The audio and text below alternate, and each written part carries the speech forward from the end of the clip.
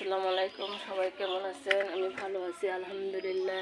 দেখেন আমি কিভাবে মরিচের বীজ করি মরিচ থেকে, সেটাই সবাইকে আমি দেখাচ্ছি।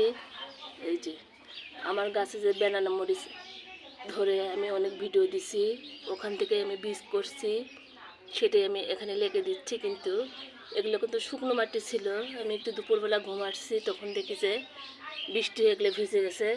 কিন্তু এর মধ্যে আমি লাগাবো, কিন্তু পানি আর দেবো না, তাহলে কিন্তু আমার ঠিকঠাক মতো হবে।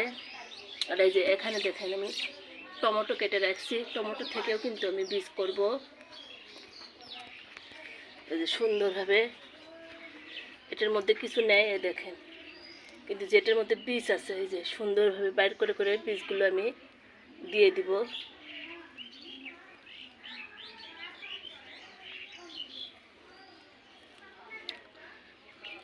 এরকম করে মনে হয় না যে বীজ হবে হবে। ওই দেখেন টমেটোর বীজগুলো কিন্তু আমি বাইর করে দিচ্ছি।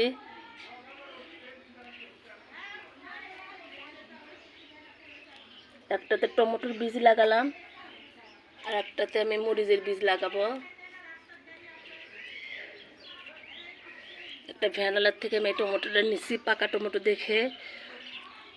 উনি বলতেছেন যে মা তুমি এটা কি করবা? আমি বললাম যে এটা থেকে আমি বীজ বানাবো। করছে হ্যাঁ, এটা থেকেও হয় বীজ, সেটাই আমি লাগিয়ে দিচ্ছি। কিন্তু এখন দেখতেছি এর মধ্যে খুব একটা বীজ নেয়, তারপরও দেখি কয়টা হয়। আমার তো ছাদ বাগান, আমার তো আর জমি না, ওই জন্য করে যে কয়টা হয় আলহামদুলিল্লাহ।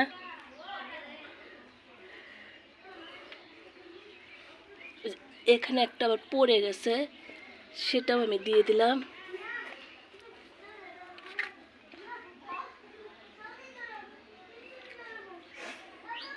টমেটো বীজ লাগালাম আর মরিচের বীজ কীভাবে লাগালাম সেটাই আমি সবাইকে দেখালাম। সবাই ভালো থাকেন, সুস্থ থাকেন। আল্লাহ।